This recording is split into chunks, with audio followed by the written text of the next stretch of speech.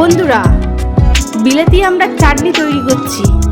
আপনারা দেখুন, ভালো লাগলে কমেন্ট করে জানাবেন। আর আপনারা কারা কারা বিলাতি আমড়ার চাটনি খেতে ভালোবাসেন কমেন্ট সেকশনে জানাবেন।